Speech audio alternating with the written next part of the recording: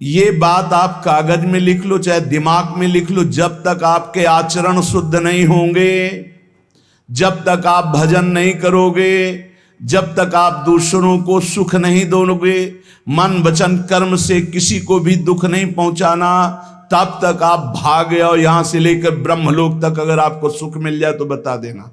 अगर सुख सिंधु भगवान का भजन नहीं करेंगे, बैठ के अपने घर में बैठकर आधा घंटा भजन नहीं करेंगे, मारे घूम रहे हैं, सोच रहे हैं ये भगवान का अवतार है, हमारा कल्याण हो जाएगा।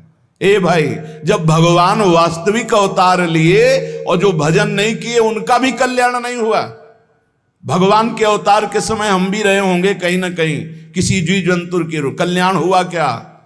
अब भजन करोगे तो कल्याण हो जाएगा। हमारी बात मान लो। बार बार आपको कभी कड़वे शब्दों में कभी मीठे शब्दों में बताते हैं, ए भाई बचपन से भगवान के मार्ग में लगे हुए हैं, हमको अपना कर्म भोगना पड़ रहा है। जो शरीर रचना के समय रचा गया था वो सुखद या दुखद कर्म भोगना पड़। ये जीव सोचता है कोई तपस्वी कोई सिद्ध से हमारे दुख दूर हो जाएं। नहीं, भगवान के वचन सुन लीजिए। भगवान का भजन किए बिना कहीं भी भाग के चले जाओ, आपको शांति नहीं मिलेगी प्यारे। और घर में बैठकर यदि भजन करोगे तो घर तीर्थ हो जाएगा, घर में भगवान पधारेंगे, आप आनंदित हो जाओगे। संत संग का फल होता है भागना मिट जाना। ये जो जन्म मरण का भागना ये मिट जाएगा, ये छोटे मोटे भागने से। शब्द सुना, मनन किया, आचरण में लग गए। कभी महीना 2 महीना में अगर संयोग बना तो हम बैठ के सत्संग सुन रहे हैं, नहीं तो हमारे पास यंत्र है, हम रोज उससे नवीन उत्साह प्राप्त करें भगवत मार्ग में चलने का। जब मिले तब दर्शन कर लिए, नहीं तो हम उनकी आज्ञा पर चल रहे हैं तो हमारा सदैव सानिध्य है। भागने की जरूरत नहीं, अंदर से भगवान को सुमिरन करने की जरूरत है।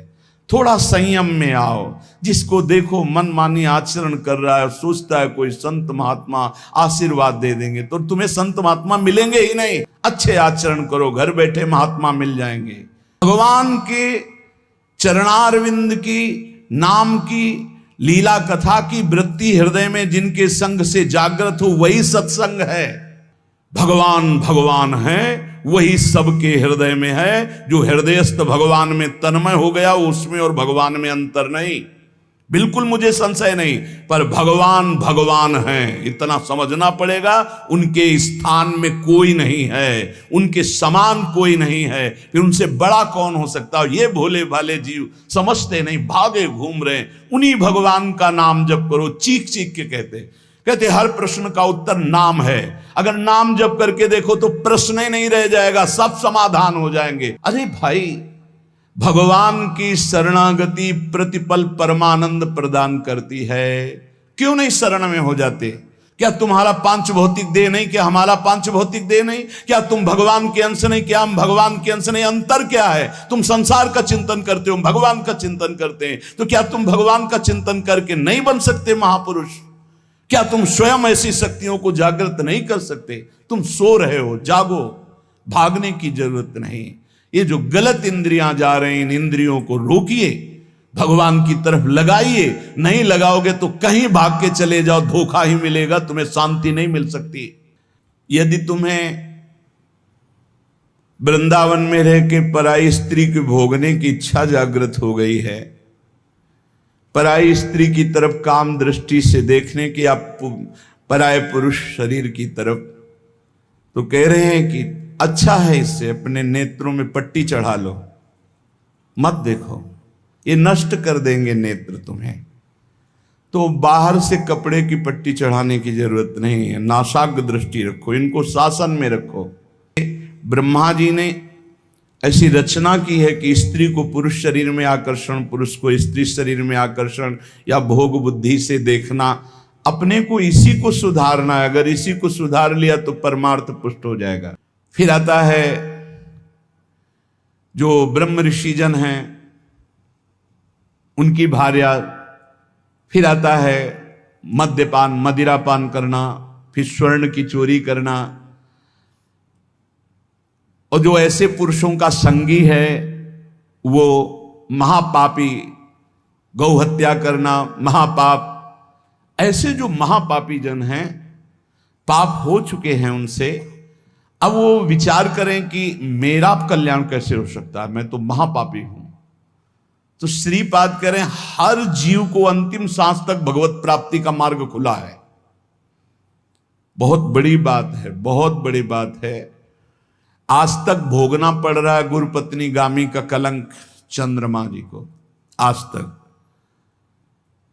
ये बड़े बड़े महत् पाप हैं जो लोग नहीं समझते हैं। ये बात समझ लें, पर स्त्री गमन, मदिरापान, द्वित कीड़ा, स्वर्ण चोरी, गुरुपत्नी गामी, ब्रह्म ऋषियों की तरफ जो उनकी भार्या है उनकी तरफ ये काम भाव से देखना, गौ हत्या, ये महत् पाप हैं। ये पाप नष्ट कर देते। भ्रूण हत्या, ये सब महत् पाप है।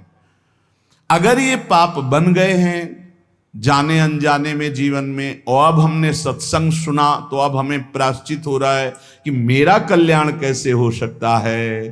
तो श्रीपाद कह रहे एक बार हृदय से जलन पैदा करो कि मेरे से बहुत गलती हो गई, और श्रीधाम वृंदावन आ जाओ।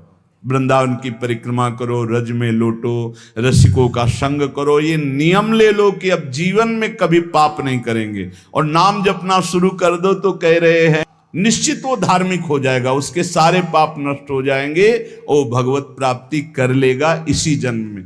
भगवत प्राप्ति आखिरी सांस तक हो सकती है। आखिरी सांस में बोला राधा राम कृष्ण हरि, बिल्कुल भगवत प्राप्ति हो जाएगी। धाम है भगवान का, निज धाम है। जो बड़े बड़े तीर्थों के अवगाहन से पाप नष्ट नहीं होते, जो कि महापाप कहलाते हैं, वो धाम में रज में लौटने से, परिक्रमा करने से, नाम कीर्तन करने से, सत्संग सुनकर सतमार्ग में चलने से, कह रहे हैं निश्चय सुनिर्वाही महाधार्मिका, निश्चय उसके सारे पाप नष्ट हो जाएंगे और वो धार्मिक ही नहीं महाधार्मिक हो जाएगा। यदि ऐसा पुरुष है, ऊपर के श्लोक में जो बताया महापापी, अब कह रहे हैं अगर ऐसा पुरुष है कि कभी धर्म की चर्चा ही नहीं सुनी, जो सदैव अधर्म में ही ग्रस्त रहा है, और इतना नीच है कि पापी लोग भी उसकी निंदा करते हैं। कुछ पाप ऐसे होते हैं जिनकी पापी लोग भी निंदा करते हैं।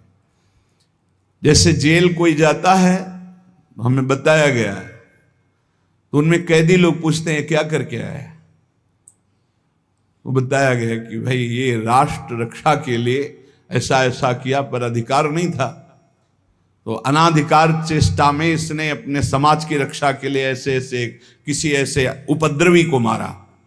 तो हाथ मिलाते हैं उसको सम, ये काहे क्या है, बोले अपनी बेटी के साथ ऐसा गंदा आचरण कर।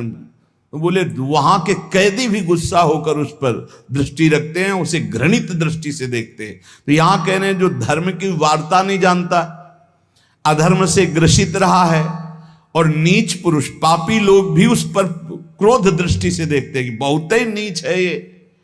ऐसे खोट कर्म करने वाला समाज से जो बहिष्कृत हो चुका है और निश्चित हो चुका है कि अब इसकी दुर्गति पक्की है, उसके लिए भी एक चांस है।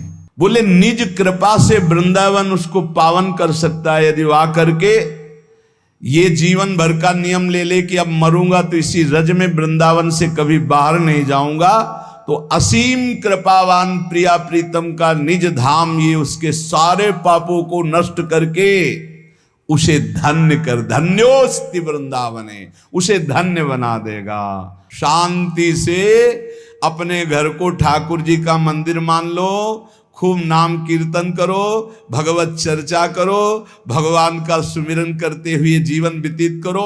इधर भी सुखी, परलोक में भी सुखी। किसी से आशीर्वाद मांगने की जरूरत नहीं, दौड़ने भागने की जरूरत नहीं, हाहाकार मचाने की जरूरत। ये बहुत आनंद का जीवन है मानो दे, बस सुलझ जाओ, शांत हो जाओ, जहां तुम हो वहीं सब ठीक है। इसलिए खूब नाम जप करो, इसी जन्म में भगवत प्राप्ति कर लो, दोबारा इस कलयुग में जन्म ना हो। कलयुग के दोषों से बचने के लिए, माया के प्रभाव से मुक्त होने के लिए, समस्त दुखों का नाश करने के लिए समर्थ है भगवान नाम।